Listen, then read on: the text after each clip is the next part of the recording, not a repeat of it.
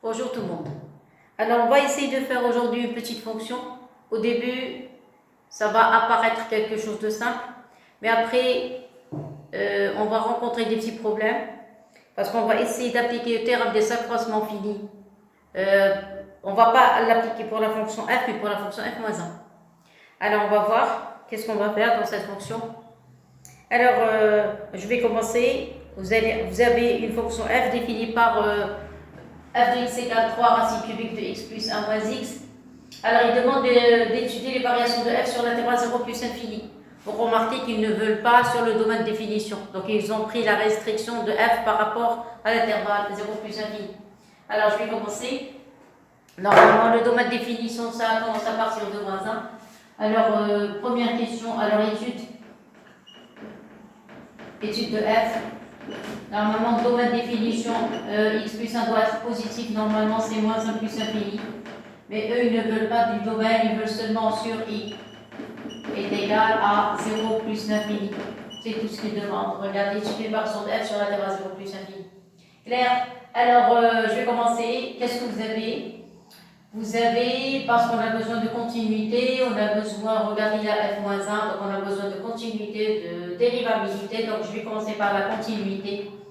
Vous avez f, c'est quoi? Somme de fonctions. Vous avez x plus 1 est positif. On travaille sur 0 plus infini. Donc, racine cubique d'une fonction continue sur 0 plus infini et continue. Celle-ci est continue. Donc, vous allez écrire ça en détail. Moi, je vais écrire f et somme de fonctions. Alors, f et somme de fonctions.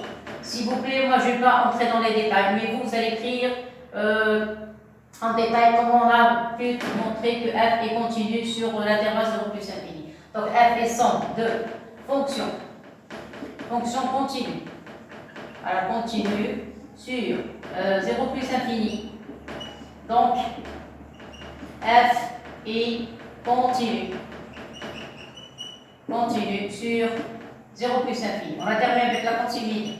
Maintenant, on passe à quoi?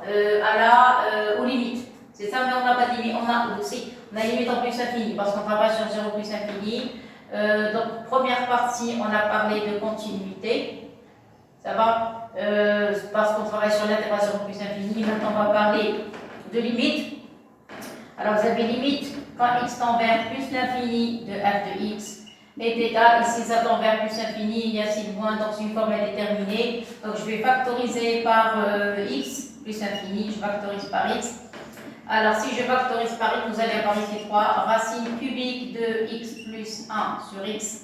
Et ici, vous allez avoir moins 1. C'est ça? Vous avez x est positif. Je vais appliquer. Si vous ne voulez pas écrire une limite, vous ne l'écrivez pas. En général, les élèves de sciences maths n'écrivent pas limite. Et écrivent jusqu'à la dernière étape. Donc ici, vous allez avoir 3. Ici, vous allez appliquer racine cubique x au cube. Voilà, ici. Vous allez appliquer racine cubique de x au cube. Vous voyez, comme ça, on va avoir une seule racine cubique. Ici, vous allez factoriser par x, vous allez avoir un. Je saute les étapes. Les choses simples, je saute les étapes ici. Mais c'est à vous d'écrire ça en détail. Ça y est. Donc ici, vous remarquez qu'il y a une simplification. J'ai sauté 2 étapes pour cette partie. Alors, vous allez avoir ici moins 1. Maintenant, vous passez à la limite. Ici, 1 sur x, c'est 0. Tout ça, c'est 0, moins 1. Donc, avec x, donc ça donne moins l'infini. Voilà la limite. Ça y est, j'ai sauté les étapes. Mais vous devez écrire ça en détail.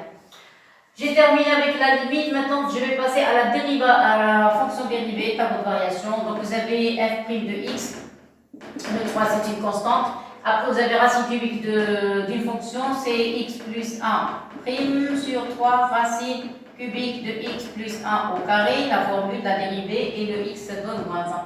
Voilà, donc le résultat final, ça va être 3. 3 avec 3, il y a simplification ici. Ici, vous allez avoir 1, donc la dérivée ça va être 1 sur racine cubique de x plus 1 au carré moins 1. Alors, la dérivée, clair?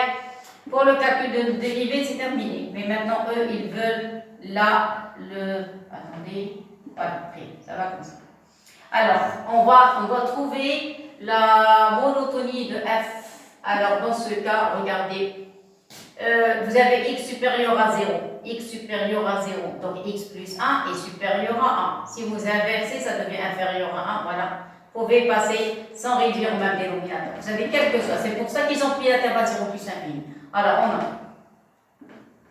on a, quel que soit x appartenant à 0 plus infini. Qu'est-ce que vous avez? Alors, ce n'est pas la peine de réduire. Pour les élèves qui ne veulent pas passer par l'encadrement, par comparaison, vous pouvez réduire au même dénominateur, appliquer les identités A au cube moins B au cube. Sinon, vous pouvez passer directement parce qu'il y a un seul x. Regardez, il y a un seul x. Donc, ce n'est pas la peine. Vous pouvez passer comme ça directement. Vous avez x appartient à 0 plus infini, donc vous allez avoir x positif. Dans ce cas, x plus 1, ça va être supérieur ou égal à 1. Vous êtes d'accord? Ceci implique quel que soit x. Vous allez avoir racine cubique de x plus 1. Vous pouvez passer le terme x des deux côtés, supérieur à 1. Donc, ça va être supérieur à 1. Si vous inversez, je saute les étapes, s'il vous plaît. Parce que ici, ce qui m'intéresse moi, c'est la fin, ce n'est pas le début. Le début, c'est à la portée de tout le monde. Alors ça, c'est à la portée même des élèves de sciences ex. Donc, c'est pour ça que je prends de vitesse. D'accord? C'est inférieur ou égal à 1, j'ai inversé, et par conséquent, vous avez compris. Alors ça, ce sont des petites fonctions que font les élèves de PC et économie même. Voilà, au carré, moins 1, inférieur ou égal à 0, et par conséquent, la dérivée est négative. Et voilà, vous avez une dérivée qui est négative. Clair? Voilà, c'est la fin. Voilà, donc vous allez avoir f' est inférieur à 0, voilà, tel que soit x appartenant à l'intervalle 0 plus infini. On n'a pas de problème avec les autres. Ça y est, alors on va traiter le tableau. Vous allez avoir ici x, vous allez avoir f' de x et vous allez avoir ici le r. Qu'est-ce qu'on a ici? On a 0, vous avez une dérivée négative, plus infini, elle est décroissante, f de 0, ça donne 3. Et limite en plus infini, on a trouvé mon avis. Voilà, c'est clair? Très, très bien. Alors, s'il vous plaît, vous avez remarqué qu'il s'agit ici d'une fonction qui est très simple. Attention, la simplicité, on la trouve dans la première, deuxième, maximum 3 questions. Après, il y a des problèmes après. On risque d'avoir des questions, on peut rencontrer des questions qui sont vraiment difficiles. Alors, maintenant, on va passer à la deuxième question. Montrer qu'il existe alpha partenant de 3, tel que f de alpha est égal à alpha. Alors, s'il vous plaît, f de alpha est égal à alpha, ça veut dire quoi? Le point de coordonnées alpha appartient à la première bisectrice. C'est un point qui appartient aussi à la fonction réciproque. Si f admet une fonction réciproque, puisque f de alpha est égal à alpha, donc même f moins 1 de alpha est égal à alpha. Ça y est, c'est-à-dire le point de coordonnées alpha appartient à la première bisectrice. Alors maintenant, je passe à la deuxième question. Alors, deuxième question, qu'est-ce que vous avez? Quand on vous donne f de alpha est égal à quelque chose, vous allez considérer une nouvelle fonction. Alors, qu'est-ce que vous allez dire? On considère. Alors, on a déjà fait ça dans, je ne sais pas, une des vidéos qu'on a déjà faites. Alors, considère une fonction. Alors, une fonction g définie par g définie sur. D'abord, définie sur l'intervalle de 3 par g de x est égal à f. Attendez, j'ai besoin de place. Alors, définie sur l'intervalle de 3 par g de x est égal à f de x moins x. Parce que vous allez rentrer à votre côté, vous allez avoir f de alpha moins alpha, f de x moins x. Allez, alors on commence. C'est quoi g? G, c'est somme de deux fonctions. Alors, g est somme de deux fonctions continues sur 2, 3. Donc, g est continue sur 2, 3. Ça y est pour la continuité. Pour la dérivable à côté égale g' de x. C'est égal à f' de x moins x. Vous êtes d'accord? Moins 1. F' égale moins 1 égale 0, donc c'est inférieur à 0. Ceci implique que g est décroissant. C'est-à-dire, alors on a g est continu strictement. Continu strictement. Décroissant. Sur strictement décroissant sur 2 plus 2, 3. Ça y est, qu'est-ce qui reste? Il faut calculer g de 2. À côté égale g de 2, c'est f de 2 moins 2. Vous allez calculer g de 3. Si vous voulez, moi je vais sauter les étapes. Ça y est, c'est à vous de faire le calcul, moins 30. Ça va? Vous allez faire le produit. Moi je saute cette partie. C'est à vous de calculer g de 2 et calculer g de 3. Vous allez trouver qu'une valeur est positive, l'autre est négative. Et une fois que vous effectuez le calcul, vous allez trouver le produit inférieur à 0. Voilà, ça y est, moi j'ai sauté. Je vais mettre des pointillés. C'est à vous de faire le calcul. Ça y est. Donc, qu'est-ce qu'on a? Donc, G et notre prix. Donc, on a toutes les propriétés du théorème de la valeur intermédiaire. Donc, d'après quoi? D'après TV, l'équation G de x égale 0 admet une solution unique. Voilà, unique. Alpha, tel que alpha appartient à l'intervalle de 3 et g de alpha est égal à 3. L'air, je continue. Ceci implique, d'après TVI, l'équation remplacée f de x moins x égale à 0 admet une solution unique alpha telle que vous allez avoir ici g de alpha moins alpha est égal à 0. Et la dernière question, la dernière ligne, donc vous allez avoir, voilà, vous allez avoir l'équation f de x est égal à x. Voilà, f de x est égal à x, admet une solution unique alpha telle que f de alpha est égal à alpha et c'est terminé. Ça y est, donc j'ai terminé le théorème de la valeur intermédiaire. Ça y est, donc maintenant on a largement d'espace pour continuer de l'exercice. Ça y est, voilà, parce que toujours il faut avoir un tableau bien clair. Après, il montre que f admet une fonction réciproque, f-1. Ils n'ont pas parlé d'intervalle, mais regardez le tableau, la fonction f est continue strictement décroissante. Donc, elle va admettre une fonction réciproque de moins l'infini à 3. Clair? Voilà. Tout est clair. Vous avez devant vous le tableau. Donc, troisième question. Qu'est-ce qu'on a? On a f et continue. Alors, continue strictement décroissant. Alors, strictement. Voilà, strictement décroissante. Alors, décroissante sur l'intervalle 0 plus infini. Donc, f admet une fonction réciproque f moins 1. Alors, f moins 1 défini, regardez le tableau, défini sur l'intervalle f de 0 vers plus infini et f moins 1 de moins l'infini 3 sur l'intervalle moins l'infini 3. Et voilà, ça y est, on a terminé l'existence de f moins 1. Maintenant, il demande de montrer que f moins 1' de alpha est égal à ça. Ça y est, bon, regardez le tableau. Le tableau, attendez, on va voir qu'est-ce qui va se passer au point 0 à propos de la dérivée. Où la dérivée? Là, voilà. Voilà. Ça y est, si on va réserver, je crois d'avoir des problèmes en 0. Je crois que je dois écrire ici f' de 0 à quoi? Qu'est-ce que ça donne? Toujours méfiez-vous des bancs. Parce que vous allez avoir 0 plus infini. Ça y est, donc ici, f' de 0.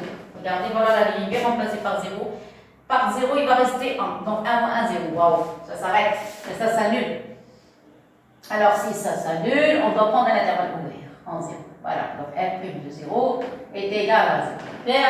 Voilà. Alors, vous allez me dire pourquoi vous avez cherché image de 0 par la dérivée. Vous allez voir pourquoi. Parce que si j'ai envie de parler de dérivabilité de f-1, la dérivée ne doit pas s'annuler. Donc je répète, si vous voulez parler de la dérivée, ou bien écrire quelque chose sur la dérivabilité de f-1, il faut que la fonction f' ne s'annule pas. Mais nous, on trouve que f' s'annule en 0. Alors puisqu'elle s'annule en 0, et elle est toujours négative, donc elle va s'annuler seulement une seule fois. Donc on doit prendre l'intervalle, et la fonction f est strictement décroissante. Donc qu'est-ce qu'on a dit? On va prendre l'intervalle ouvert en 0. Vous voyez? Alors qu'est-ce qu'on a? On a deux choses. Alors maintenant, c'est la question 4. La question 4, qu'est-ce qu'on a? On a deux choses. Premier point, vous avez f et dérivable. Dérivable sur tout l'intervalle, 0 plus infini. Mais nous, on va prendre l'intervalle ouvert. Pourquoi ouvert? Pour ne pas avoir de risque. Parce que le 0, la dérivée s'annule en 0. Premier point. Deuxième point, là où on a le problème. Vous avez f' de x est différent de 0, quel que soit x appartenant à l'intervalle 0 plus infini. Voilà, on a enlevé le 0. C'est là où on a les problèmes. Ça y est. Et donc qu'est-ce qu'on a? On a f moins 1 et dérivable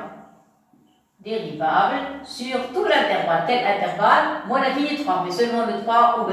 Moins l'infini jusqu'au point 3. Voilà, donc f moins 1 est dérivable. Ça y est, la dérivable sur moins l'infini 3. Donc ici, je parie une dérivabilité sur un intervalle. Alors après, c'est quoi le alpha? Alpha, c'est un élément qui a pour lui, image lui-même. Ça y est, donc même f moins 1. Donc alpha est égal à alpha. Clair? Donc f moins 1 dérivable sur moins 3, moins l'infini 3, et par conséquent, f moins 1 est dérivable en alpha.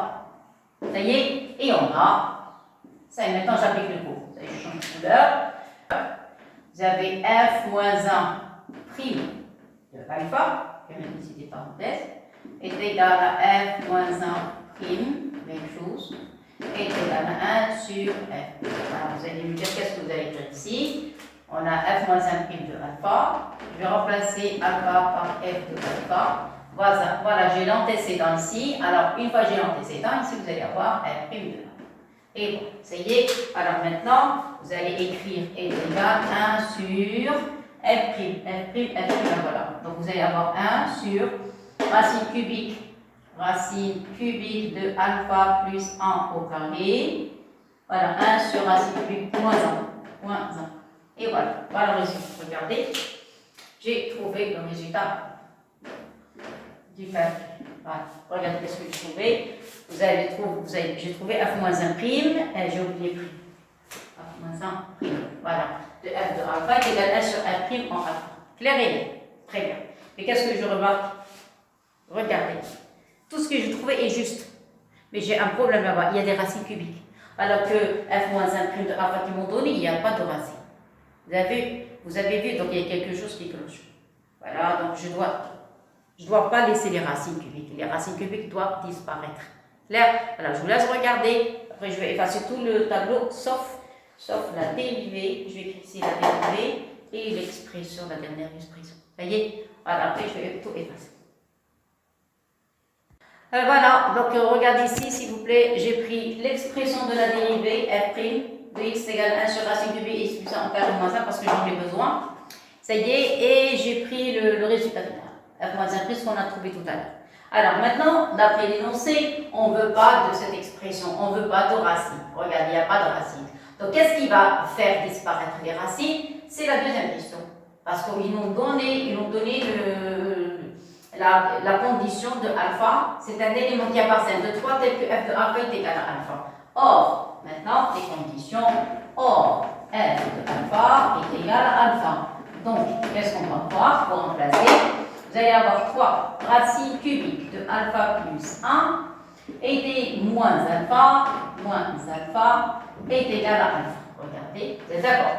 J'ai remplacé f de alpha. Voilà, ça y est. Mettez le alpha de l'autre côté. Donc, vous allez avoir 3 racine cubique de alpha plus 1 est égal à 2 alpha. Ça va? Et seulement ici, vous avez un carré. Alpha appartient de 2, 3, donc c'est quelque chose de positif. Vous pouvez écrire ça, racine cubique de alpha plus 1 au carré est égal à, c'est ça, égal à 4 alpha carré. Et voilà, regardez, voilà les 4. J'ai fait apparaître les 4 au carré. Vous pouvez mettre le carré à l'intérieur ici, parce que alpha plus 1 est positif, on n'a pas de problème avec ni signe, ni rien du tout. Donc, si vous avez un 9, voilà le 9. Ici, il va rester racine cubique de alpha plus 1 au carré est égal à 4 alpha carré. Voilà, j'ai trouvé. Donc, à quoi est égal racine cubique de alpha plus 1 au carré n'est autre que 4 alpha carré sur 9. Et voilà la racine cubique. Ça y est, maintenant je vais remplacer dans l'écriture bleue. Donc, vous allez avoir f moins 1 prime de alpha. Vous avez intérêt à refaire cet exercice. Vous allez voir, c'est très important et très intéressant de faire en même temps. Alors, dans ce cas, vous allez avoir 1 sur la racine cubique. Donc, 1 sur la racine cubique, vous allez avoir 9 sur 4 alpha carré. J'ai inversé. Ça y est, moins 1. Alors, réduisez au même dénominateur, faites monter le 4. Alors, on va réduire. Vous allez avoir ici 9 moins 4 alpha carré, faites remonter le 4 alpha carré. Ça y est, et voilà le résultat. Ça y est. Donc, un conseil, quand vous avez des valeurs intermédiaires Et quand on vous demande de calculer f moins 1' de cet élément, ou bien l'image, je ne sais pas quoi, vous devez faire apparaître la condition de l'existence de cette valeur intermédiaire. Ça y est, donc vous allez avoir, et au dénominateur, vous allez avoir 9 moins 4 alpha carré, et voilà, résultat final, 100% juste. Voilà. Vous avez vu? Voilà, j'ai terminé. Maintenant, qu'est-ce qu'il reste? Il reste la fameuse question, la question numéro 5. C'est une question qui est un petit peu difficile, vous allez voir. Mais on va essayer. Jusqu'à présent, on n'a pas rencontré le théorème des accroissements finis. Vous l'avez remarqué. Et au début, je vous ai dit qu'ici, il faut appliquer le théorème des accroissements finis. Voilà, donc je continue. Je vais passer à la 5e question. Ah, la 5e question, il ne faut pas précipiter les choses. On va travailler doucement. Montrez qu'il existe B à partir d'un intervalle 5,6. J'ai passé tableau de variation. Alors, tableau de variation, je vais le mettre ici, quelque part. Si vous allez avoir un prime de x, ici vous avez qu'est-ce qu'on a dit 0, négatif, c'est ça, je ne me rappelle plus, je crois que c'est ça, 3, voilà, je crois que c'est ça, voilà, fini, et vous allez avoir ici le 5, voilà, vous allez avoir une image positive, parce que la fonction est décroissante, vous allez avoir ici le 6, essayez de calculer les images. Moi, je vais sauter ça parce que je déteste faire les calculs. Voilà. Et alors ici, vous allez avoir quelque chose de négatif. Voilà. Ça y est. Ici, vous avez plus l'infini. Et entre le 5 et le 6, vous allez avoir une valeur bêta.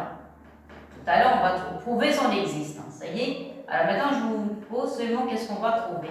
Voilà. Donc, il faut compléter le temps. Ça y est. Donc ici, il va y avoir un 0. C'est la question. C'est un système que f de bêta est égal à 0. Vous avez vu? Et voilà. Vous avez vu? Voilà, donc qu'est-ce qu'on va faire maintenant? On va parler de l'existence de la valeur bêta. Regardez bien, après, on va donner le départ. Alors, regardez, la fonction f, c'est une fonction qui continue strictement décroissante. Ça, c'est très court, mais moi, je ne vais pas entrer dans les détails. Ça y est, je ne vais pas calculer f de 5, c'est à vous de le faire. F de 6, c'est à vous de le faire.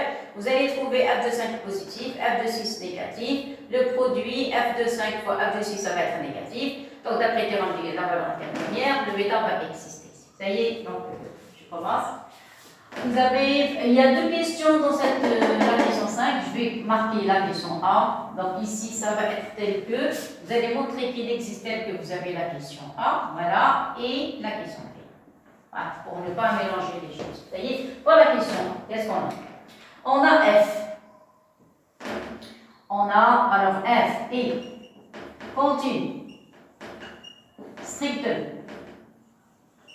décroissant.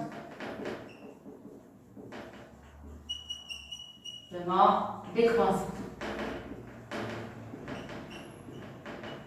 sur 0 plus infini. Donc,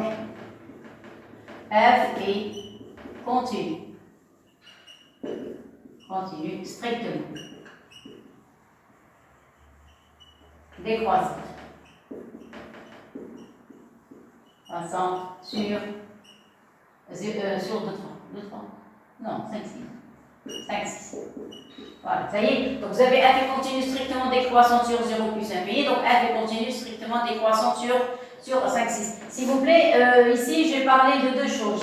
J'ai parlé de la continuité et de strictement monotone. Ça y est, donc ça y est, affaire classée. Il reste un seul cas, c'est il faut calculer f de 5 fois f de 6. Ça y est, donc vous allez trouver, c'est à vous de faire s'il vous plaît, vous allez trouver f de 5 positif. Vous allez trouver f de 6 négatif, c'est ça, et vous allez trouver f de 5 fois f de 6, ça va être quelque chose de négatif. Donc, d'après théorème de la valeur intermédiaire, TVI, qu'est-ce qu'on a dit? L'équation f de x égale 0 admet une solution unique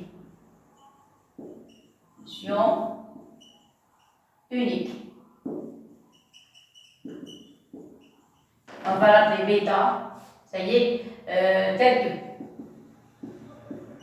bêta appartient à l'intervalle 5, 6, c'est ça, et f de bêta est égal à 0. S'il vous plaît, je vous donne un conseil. Quand vous parlez du théorème de la valeur intermédiaire, ne s'arrêtez jamais à mes solutions uniques, alpha, bêta, tel que bêta appartient à l'intervalle, et on s'arrête. Non, continue la phrase jusqu'à ce que vous marquez son image. Pourquoi? Parce que le fait d'avoir écrit f de bêta est égal à 0, nous, on a besoin de f moins 1, c'est-à-dire f de bêta est égal à 0, donc f moins 1 de 0, ça va être bêta. Clair? Donc, toujours jusqu'à la fin. Alors, je vais écrire ça correctement, tel que, même avec une autre couleur. F de bêta est égal à 0. Voilà ce qui m'intéresse. Clair? Voilà, maintenant on va passer, quand on a trouvé le résultat. Même si on n'a pas, alors, eux ils sont écrits tel que f bêta est égal à 0. Même si ils n'ont pas posé, c'est à nous de le faire. Alors maintenant je vais passer à la dernière question. Et la dernière question, on a des petits problèmes. Il faut d'abord prouver l'existence de f-1. Déjà on a parlé de f-1, elle existe. Maintenant ils ont demandé de montrer que f-1 de x. Voilà, ça y est. Alors, question B. Alors, d'après quelle question? La question, d'après la question 3. Ça y est, f admis. Une fonction réciproque f-1 définie sur l'intervalle, voilà, défini sur l'intervalle moins l'infini. Sur l'infini, sur l'intervalle moins l'infini jusqu'à 3. Vous êtes d'accord? Ah, on a déjà trouvé. Maintenant, ils veulent f moins 1 de x. Mais seulement, ils ont posé une condition. Toujours, il faut bien lire l'énoncé. Écoutez. Pour la question A, tel que, donc montrer qu'il existe. Non, ça c'est mal écrit. Attendez. Non. Ici, c'est la question 5. Vous êtes d'accord? Alors, voilà la question A. Ça commence à partir d'ici. Montrer qu'il existe bêta tel. Ça, c'est bon. Vous êtes d'accord? Voilà. Et la question B. Voilà la question. Alors, pour la question B, regardez. Et montrer que f moins 1 de x est égal à ça, quel que soit x négatif. Attention, ils ont posé des conditions. Regardez, vous avez f admis. Fonction réciproque f moins 1 définie sur moins l'infini 3. Ce x n'est pas un élément de l'ensemble de départ de f, parce que f travaille de 0 à plus l'infini. Regardez, le x concerne f moins 1. Attention s'il vous plaît. Le x concerne la fonction réciproque, pas la fonction. Ce x, le voilà et le voilà. Ça y est. Donc il parle du x de la fonction réciproque et pas de la fonction f. C'est-à-dire le x que je vais choisir, je vais le choisir de l'intervalle moins l'infini. Ça y est, alors. Et ceci, c'est quel que soit x négatif. Voilà. Donc, qu'est-ce qu'il veut? f moins 1 prime de x. X est une variable quelconque. Vous êtes d'accord? Donc, s'il s'agit d'une variable, et vous avez x inférieur à 0, donc on peut considérer un intervalle formé par x et le 0. Et on va essayer d'appliquer le théorème des accroissements finis. Comment ça? Regardez qu'est-ce que je vais faire. Soit x, voilà, maintenant je commence la démonstration. Soit x appartenant à l'intervalle moins l'infini 3. Non, qu'est-ce qu'on a dit? 0. Inférieur strictement 0. Voilà. Parce que x est négatif. Alors, soit x appartenant à moins l'infini 0, et on considère, alors un intervalle, considère, alors un intervalle k, parce que déjà considérer IUJ, k est égal à x 0. Voilà, parce que x est négatif, ou x est inférieur strictement à 0, puisqu'elle est inférieure strictement à 0, donc elle ne peut jamais atteindre le 0, et par contre on peut considérer un intervalle x0. Alors maintenant, voilà la conclusion, on va considérer un x quelconque de l'intervalle moins l'infini 0. Et pour cela, d'après l'énoncé, vous avez x est strictement négatif. On ne sait pas, ça veut dire x négatif, ça veut dire que x inférieur à une autre valeur. Et pour cela, on peut considérer l'intervalle x0 avec x plus petit que 0. Alors, qu'est-ce qu'on sait? On sait que f est dérivable, donc f moins 1 est dérivable. Vous êtes d'accord? F est et continue. F-1 continue. F dérivable, donc F-1 dérivable. Ça y est. Et on va appliquer le théorème des accroissements finis, mais seulement pas pour F, mais pour F-1. Alors, je commence. Premier point. On a F-1 et continue. Attendez. On a alors F-1 et continue. Continue sur moins l'infini 3. Voilà, moins l'infini 3. Donc, F-1 et continue. Sur x0. C'est ça, moins l'infini 3. Donc, x0. Continue.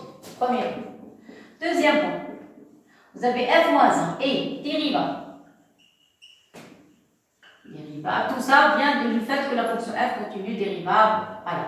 Dérivable sur moins l'infini 3. Donc, f-1 est dérivable sur x0. Ça y est, donc, d'après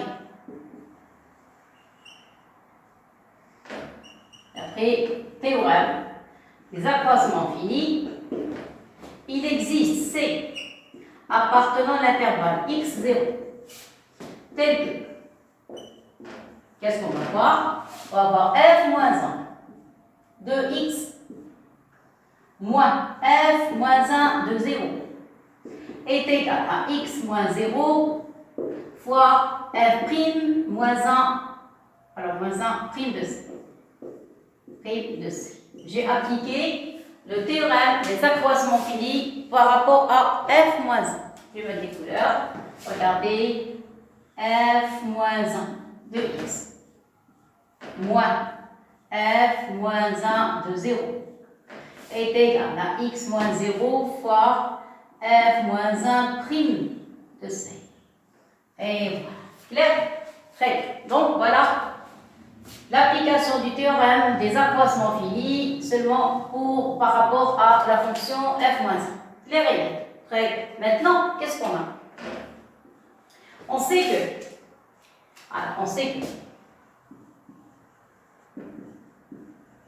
on a déjà calculé f de bêta. On a trouvé 0. Vous vous rappelez? Voilà, cette partie. Ceci indique donc, vous allez avoir f moins 1 de 0 est égal à bêta. Voilà, on a gagné cette écriture. Qu'est-ce qu'on va faire? On va la remplacer dans la formule. Donc, pas la formule, dans la relation. Donc, on a f moins 1 de x moins bêta est égal à x f moins 1 prime de c. Voilà. Ça, c'est le résultat final qu'on a trouvé. On ne peut plus avancer. Allez, maintenant, c'est fini. Clair? Alors, je vais encadrer. Voilà. Mais maintenant, qu'est-ce que je sais? Je vais changer de couleur. Vous avez vu le cours? F moins 1 prime. F moins 1, je change de couleur exprès. Moins 1 prime de C est égal à quoi? 1 sur F prime appliqué à F moins 1 de C. Cours. Voilà. Deuxième formule. Donc vous avez, enfin, relation. Première relation. Deuxième relation. Je remplace dans l'écriture qui est en noir. Donc, je ne peux pas encore terminer. Il y a encore d'autres étapes. Donc, je remplace ici. Vous allez avoir f moins 1 de x moins bêta est égal à x. Je remplace f moins 1' par son expression. 1 sur f' appliqué à f moins 1 de c. Et voilà. Ça y est.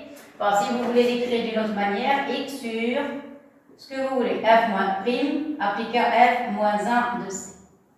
Et voilà. Ça y est. Donc maintenant, ce n'est plus la peine d'encadrer cette partie. Ce n'est pas la fin de la démonstration. Donc encore, on a d'autres étapes. Ça y est. Celle-ci, je vais laisser encadrer parce qu'il s'agit ici d'une formule. Ça y est. Donc je suis arrivée à ce stade. Et maintenant, ça y est, je me suis bloquée. Ça y est, je ne peux plus avancer. Alors, je vais encadrer. Voilà, donc on est arrivé à f moins 1 de bêta et f moins 1 x moins bêta. J'ai trouvé ça à partir de la formule rouge. Ça y est. Je crois qu'il vaut mieux l'encadrer. Il vaut mieux parce que les différentes étapes. Donc, à partir de la formule rouge, j'ai trouvé une autre formule rouge. Là, voilà. Ça y est.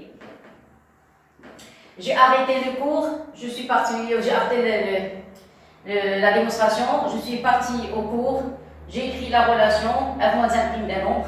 Voilà. Et après, j'ai remplacé cette expression dans la formule. Voilà. Vous avez encore tout ce qui est rouge, c'est enchaîné. Voilà la première relation, deuxième relation et troisième relation. Ça va jusqu'ici. On n'est pas encore arrivé. Alors maintenant, je suis bloquée, je ne peux plus continuer. Qu'est-ce que je dois faire? Alors d'abord, je vous laisse regarder, parce que moi, je vais passer tout ça pour pouvoir terminer l'exercice. Bon. Seulement, il suffit seulement d'appliquer le cours. Si vous êtes capable d'appliquer le cours, chapeau. Clair? Tout est... S'il vous plaît, pour la dérivée, je vais l'enlever, je vais écrire ici. Comme ça, tout va être clair et net. Alors, la prime de x égale à 1. C'est parce que j'en aurai besoin tout à l'heure. Alors, x plus 1 au carré et moins 1. Voilà, la dérivée. Voilà, j'efface. Ça y est? Voilà. Alors maintenant, je vais tout effacer, mais je vais laisser l'expression de la dérivée. J'en aurai besoin. Ça y est, j'efface. Voilà, alors maintenant, je continue la démonstration. Ça aussi, cette partie aussi. Je vais laisser que la dernière partie du tableau. Allez, on continue. Qui m'aide à continuer la démonstration. Alors maintenant, je me suis bloquée. Pourquoi je me suis bloquée? Parce que je n'ai aucune indication sur f-1, f' de f-1 de c. Aucune indication. Regardez, la dernière étape, on a trouvé x sur f' appliqué à f-1 de c. Ça y est, blocage complet. Alors, qu'est-ce qui va m'aider? Ce qui va m'aider, c'est la monotonie de f'. Je répète, c'est la monotonie de f' qui va m'aider. Alors, il y a que des élèves qui vont se poser la question, pourquoi la monotonie de f'? Parce que quand une fonction est croissante, si vous avez x est compris entre a et b, donc f de a est plus petite que f de x et f de x plus petite que f de b. Si elle est décroissante, on change. Vous allez avoir f de b plus petite que f de x plus petite que f de a. Vous êtes d'accord avec ça? Alors, vous allez me dire, mais pourquoi la monotonie? Regardez les noms. On n'a pas égal, on a inférieur égal. Vous avez vu, on n'a pas égalité, on a inférieur égal. D'où je vais trouver l'inférieur égal? C'est de la monotonie. Si vous avez a plus petit que b, si f est croissante, f de a plus petit que f de b. Si elle est décroissante, f de b plus petit que f de a. Clair? Alors, maintenant, on attaque la monotonie de f'. Pour trouver la monotonie de f', il faut calculer f seconde. Si vous arrivez à déterminer le signe de f seconde, vous pouvez trouver la monotonie de f', et comme ça, vous allez avoir inférieur égal. Ou bien inférieur, ça dépend dans quel intervalle on travaille. Ça y est, et voilà, c'est pour ça que je vous ai dit tout à l'heure, j'ai besoin de la dérivée. Alors maintenant, je vais écrire la dérivée en haut. Alors on sait que, après je vais l'effacer. On sait que 1 cube de x est égal. Alors vous avez 1 sur racine cubique. Vous avez vu la dernière question, elle est très très longue. Parce qu'il y a plein de choses à appliquer. Et surtout, les élèves qui ne sont pas en phase avec le cours ne peuvent pas faire cette question. Alors, maintenant, on veut calculer la dérivée seconde. Alors, la dérivée seconde, si vous avez 1 sur U', ça donne moins U' sur U'. Ça y est, alors je vais calculer f seconde. Alors, f seconde, qu'est-ce qu'on a? Alors, vous avez f seconde de x. Voilà. Mettez le trait de la fraction moins. Racine cubique de x plus 1 au carré prime sur u carré. U carré, c'est racine cubique de x plus 1 au carré, le tout au carré, moins 1, c'est 0. C'est pas la même chose que ça. Voilà, je continue. Ça y est, ceci implique que f seconde, attention, calcul, il faut être très très calé dans le calcul des limites, des dérivés. Vous allez avoir le moins. C'est quoi le dérivé de racine cubique? C'est u' sur 3 racines cubiques. Donc u', vous allez avoir x plus 1 au carré prime sur 3 racines cubiques de x plus 1 au carré. Le premier carré, c'est de la fonction. Et le deuxième carré, c'est de la formule. Carré, vous avez ici un 3, vous avez ici un 3. Ça y est, donc vous allez avoir U' sur 3 racines cubiques de U carré. Ça y est, ce qui est en rouge, c'est la formule. Ce qui est en bleu, c'est la fonction. Et sur le dénominateur, c'est pas la peine de toucher la racine. Donc vous avez au carré, le tout au carré, vous pouvez avoir la puissance 4. Donc ce que vous voulez, c'est quelque chose de positif. Voilà, clair et net. Donc vous allez la dernière étape. Vous allez faire descendre le 3, clair. Ici, vous allez avoir moins. Il va rester 2 facteurs de x plus 1, la dérivée de x carré plus 1. Après, ici, qu'est-ce qu'il y a? Il y a un carré avec un carré, c'est puissance 4. Puissance 4, je vais prendre puissance 3, faire sortir de racine cubique et faire... Alors ici, regardez, pour ne pas se tromper, regarde. Vous avez racine cubique de x plus 1 au carré, le tout au carré. Je n'ai pas touché ce dénominateur. Mais pour celui-là, vous avez degré 4. Alors, degré 4, je vais prendre 3. Parce que x plus 1 est positif. Alors, x plus 1 est positif, donc au cube, ça va sortir de la racine cubique. Qu'est-ce qui va rester? Il va rester, voilà, regardez, il va rester le 3. Il va rester x plus 1 et il va rester racine cubique. Il va rester à l'intérieur que x plus 1, c'est tout. Je répète. Ici, vous avez, je n'ai pas touché ce dénominateur, le voilà. Ici, vous avez 2 fois 2, ça fait 4. 4, j'ai pris 3. 3. X plus 1 à la puissance 3. Je l'ai fait sortir de la racine cubique parce que vous avez racine cubique, x plus 1 au cube. Il va sortir par x plus 1. Il va rester seulement x plus 1 à l'intérieur. Ça y est, et qu'est-ce que vous remarquez? Il y a simplification. Clair? C'est la fin. Positif, positif, avec un signe moins ici. Donc la dérivée seconde est négative. Voilà. Vous avez vu? Ça y est. Donc ici, vous avez un carré et vous avez inférieur à 0. Voilà, c'est ce qu'on cherche. Ceci implique que f' est décroissante. Alors, si elle est décroissante, il faut l'écrire avec des lettres, f' est décroissante, regardez tout ce qui est rouge. J'ai besoin que de la partie qui est rouge. La partie bleue, la partie noire, c'est elle qui m'a aidé pour trouver le résultat. Mais les résultats qui m'intéressent pour terminer l'exercice, tout ce qui est rouge. Donc, f' est décroissante. Décroissante. Sur quoi? Donc, f' est décroissante. Vous êtes d'accord? Donc, si elle est décroissante sur l'intervalle, sur quoi on travaille? On travaille sur 0 plus infini. Elle est décroissante sur 0 plus infini. Alors, si f' est décroissante, donc qu'est-ce que vous allez faire? Maintenant, vous allez voir où ça va nous mener la dérivée. Alors, maintenant, qu'est-ce qu'on sait? On sait que le c est compris entre x et 0. Alors, encore des indications. On sait que qu'est-ce qu'on a dit? C est compris entre x et 0. Vous êtes d'accord? Mais C, on applique à C f-1. Or, comment est f-1? C'est une fonction qui est décroissante. Vous êtes d'accord? Parce que f décroissant, donc f-1 décroissant. Donc ici, qu'est-ce que vous allez avoir? Vous allez avoir f-1 de 0 inférieur à f-1 de C. Ça y est, on est presque arrivé à la fin maintenant. Ça y est. f-1 de x. Ça va? Très très bien. Seulement, après égal à f-1 de 0, f-1 de 0, f-1 de 0 est égal à bêta. Vous voyez, donc je vais remplacer. Ceci implique que vous allez avoir ici bêta. Ça y est, c'est la fin de la démonstration. Mais ce n'était pas facile du tout. Inférieur à f-1 de x. Clair? N'oubliez pas que, voilà, f-1. Que f-1 d'un nombre appartient à l'intervalle 0 plus l'infini. Regardez. L'intervalle de départ de f-1, c'est moins l'infini 3. L'intervalle d'arrivée de f-1, c'est 0 plus l'infini. C'est-à-dire toutes ces valeurs sont positives. Et puisqu'elles sont positives, f-1 dérivable sur 0 plus infini.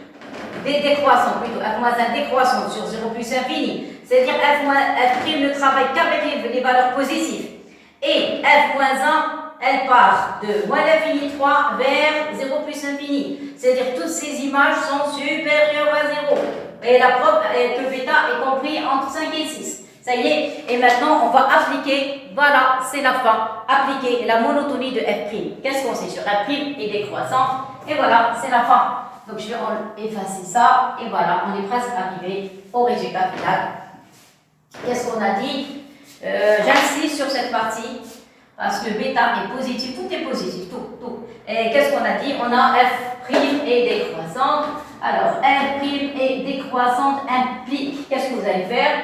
vous allez changer les places. Donc, vous allez avoir f' de f moins 1 de x. Donc, vous allez avoir f' de f moins 1 de x inférieur à f' de f moins 1 de c inférieur à f' de bêta. Et voilà, clair? Mais nous, on a f' de f moins 1 de c au dénominateur. Donc, on doit inverser. Alors, si vous inversez, vous changez les places.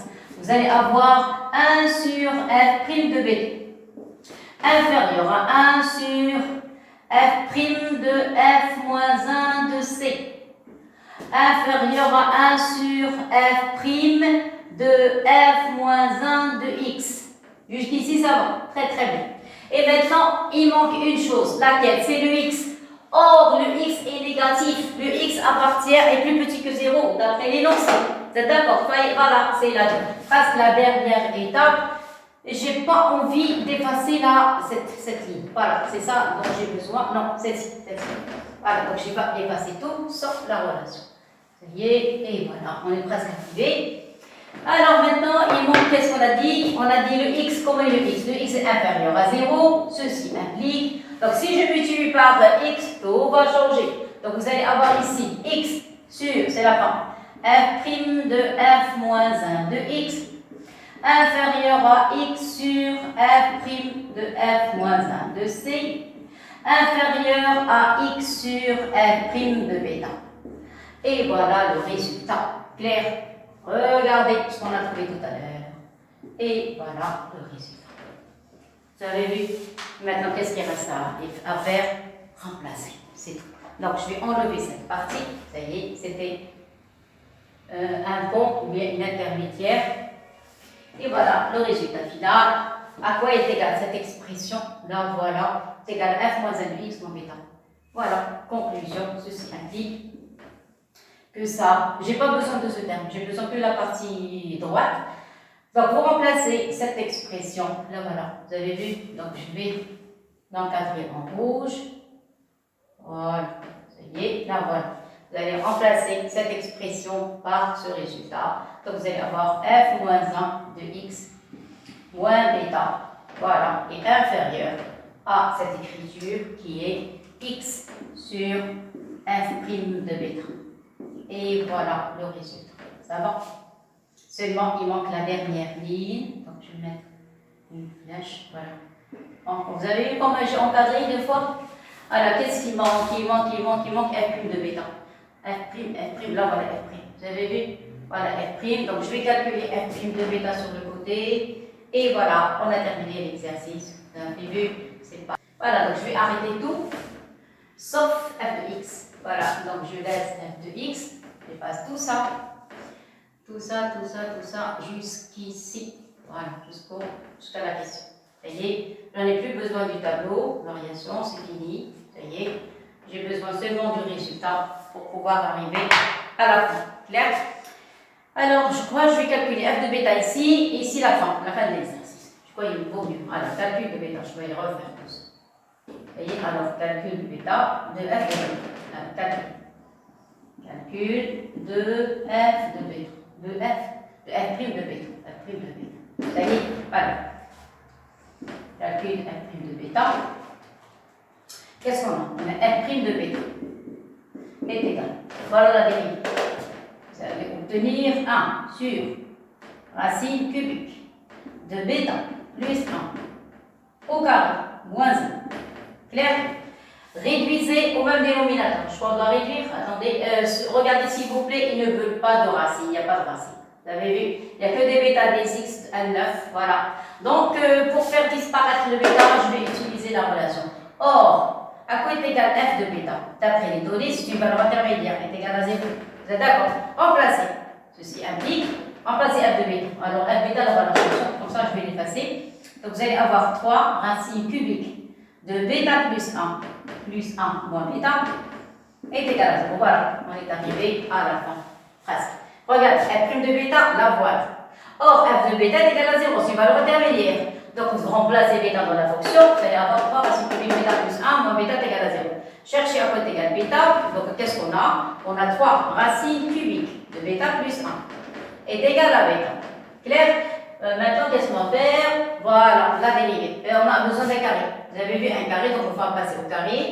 Donc vous allez avoir 9 racine cubique de bêta plus 1. Le tout au carré est égal à bêta carré. Clair et net? Oui. Le carré, vous pouvez mettre le carré à l'intérieur. Donc ici, vous allez avoir 9 racine cubique de bêta plus 1 au carré est égal à bêta au carré. Clair et net? Vous êtes d'accord? Très bien. Maintenant, je vais effacer la formule, j'en ai plus besoin. Ça y est, il reste 3 ou 4 lignes. Vous avez vu la dernière partie, c'est long, donc je suis obligée de t'effacer. Vous avez tout enregistré. Et voilà, je continue. Qu'est-ce qu'il reste à faire? À faire disparaître la racine. C'est ça ce qu'on veut. Donc, calcul de bêta. Qu'est-ce qu'on a dit? À côté de la racine cubique. Donc, vous avez... Attendez, que ça soit propre. Bien écrit. Voilà. Et voilà. Alors, ça, c'est la formule dont on a besoin. Mais on a problème avec R' de bêta. Donc, le calcul de R' de bêta, le voilà. Donc, à quoi est égal racine cubique? Donc, vous allez avoir racine cubique de bêta plus 1 au carré est égal à bêta carré sur 9. Bêta carré sur 9.